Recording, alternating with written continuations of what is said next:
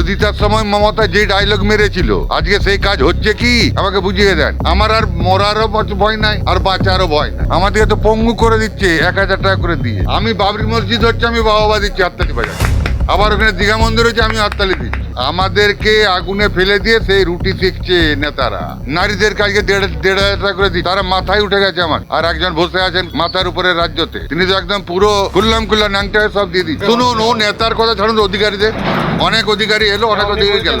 আরে সব নেতাগুলো চুরি করে খেয়ে নিচ্ছে, যুবক ছেলেগুলোকে মাতিয়ে রেখে দিয়েছে। ভোটের পরে দেখা যাচ্ছে যে আমরা কালসা পুষছি।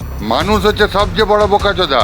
আর মুখ খারাপ করাবেন না আমাকে স্যার, আমি জোড়াত করে বলছি। আমরা দেখতে পাচ্ছি বর্তমানে যে সরকার রয়েছে রাজ্যে, হ্যাঁ, একের পর এক ভাতা চালু করছে। তো এইটা তো সবচেয়ে বেশি মানে মানুষকে অকর্মণ্য করে দিচ্ছে। চাইবার দিকে তাকিয়ে বসে আছে, কখন দেবে এই আশায় সব বসে আছে, বুঝতে পারছেন? এরকম দিয়ে কোনোদিন কাউকে উঁচু করা যায় না। কর্মস্থান দেখতে হবে, কর্মক্ষমতা কই? আমাদেরকে তো পঙ্গু করে দিচ্ছে 1000 টাকা করে দিয়ে। আমরা দেখছি বেশ কিছুদিন আগে আরো একটি যে প্রকল্পটা লম্বা লাইন আমরা দেখতে পাচ্ছি বিভিন্ন ব্লকে মানুষ এই যে সুযোগ নিচ্ছে, হ্যাঁ, এটা কি ভোটে প্রভাব পড়তে পারে? শুনুন, ভোটে কি প্রভাব পড়বে না পড়বে জানি না, তবে একটা চমক, এই যে ভোট আসছে যুবক ছেলেগুলোকে মাতিয়ে রেখে দিয়েছে, 1,500 টাকা করে দিয়ে মাতিয়ে রেখে দিয়েছে।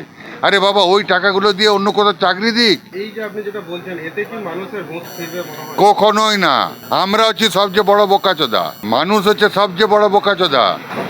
এদেরকে টুপি পরানোর জন্য উপরে সরকাররা বসে আছে, দিলেই কি হয়ে গেল? উন্নয়নের কোনো ব্যাপার নাই, এটা উন্নয়ন। নারীদের কাজকে 1,500 টাকা করে দিচ্ছে, তারা মাথায় উঠে গেছে আমাদের, বুঝতে পারছেন? ঘরের কোনো কাজ করতে চায় না।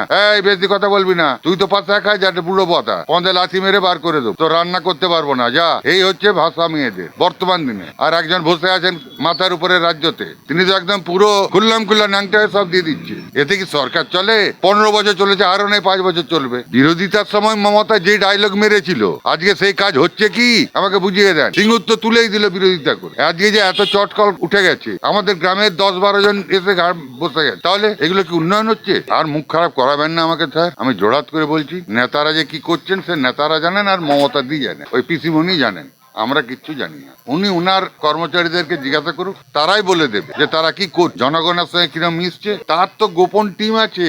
আমরা ভেবেছিলাম যে পিসিমণি বিরোধিতার সময় যা ঝাপাঝাপি করেছিল, আমরা ভেবেছিলাম দারুণ উন্নতি হবে, কিন্তু ভোটের পরে দেখা যাচ্ছে যে আমরা কালসাপ পুষছি। আমরা কালসাপ নিজেরা ডেকে ঘরকে নিয়ে এসেছি। রাজ্য সরকার তো বারবার অভিযোগ করছে ওইগুলো হচ্ছে নাটক করা, আর কিচ্ছু নয়। দ্যাটস নাটক। 100 দিনের কাজের টাকা আটকে দূর টাকার আটকে। আরে সব নেতাগুলো চুরি করে খেয়ে নিচ্ছে। আমি কাজে যাইনি, আমার নামে টাকা উঠছে, আমি প্রমাণও দিয়ে দিতে পারি। কি ভাবছেন আপনি? আমি প্রমাণ দিয়ে দিতে। তাহলে বিজেপি আসুক না, ও 5 বছর আসুক, আমরা দেখি তারা কি করে। দেখবেন একটা মন্দির মসজিদ, এই দল বলছে একটা মন্দির করবো, ওই তো রাজনীতি। আমাদেরকে আগুনে ফেলে দিয়ে সেই রুটি শিখছে নেতারা। মানে এই যে মন্দির মসজিদের রাজনীতিটা, এটা বিপক্ষে আমি কোনোটারই পক্ষেও নই আর বিপক্ষেও নই।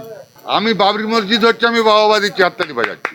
আবার ওখানে দীঘা মন্দির হচ্ছে আমি হাততালি দিচ্ছি। কারণ কি বলুন তো, 10টা বেকার ছেলে ওখানে চা বিক্রি করে, চপ বিক্রি করে, মুড়ি বিক্রি করে খেয়ে বাঁচছে। এই যুব সমাজকে কি দোকান চা মুড়ি বিক্রি করে? এই তো নেতা আমাদের প্রধানমন্ত্রী মুখ্যমন্ত্রী বলছে তো, চপ বিক্রি করে কোটিপতি হচ্ছে। আর ঘটনা তাই, উনি তো চপ শিল্প নিয়ে আসবেন আমাদের পশ্চিমবঙ্গে। তেলে ভাজা শিল্প, চপ শিল্প, চা শিল্প, এগুলো নিয়ে আসবেন। আর মানুষ বোকাচোদা, ভয়ে বলতে পারে না কথা। আমার আর মরারও ভয় নাই আর বাঁচারও ভয় নাই, বুঝতে পারছেন? 66 বছর বয়স হয়ে গেছে, তো বহু দেখলাম, 3-4টা সরকার দেখলাম।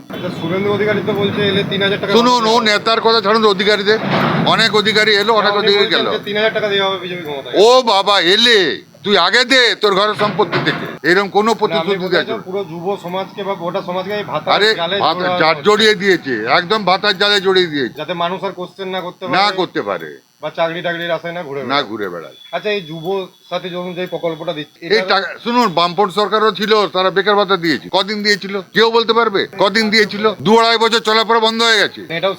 এটাও সেটাই হবে। এদেরকে ভোট টাকা থেকে নিয়ে নিবে ভোটটা। যুব সমাজটাকে ক্যাপচার করেছে। মদের দোকান লাখো লাখো খুলে দিয়েছে। কারণ কি? সেটা মদ খাক। আমি যে 500-1000 টাকা দিচ্ছি, সেই টাকাটা কি করবে? মদে দিক, দিলে ভালো। দীপালোক চৌধুরী, মাগুরাতেই বাড়ি।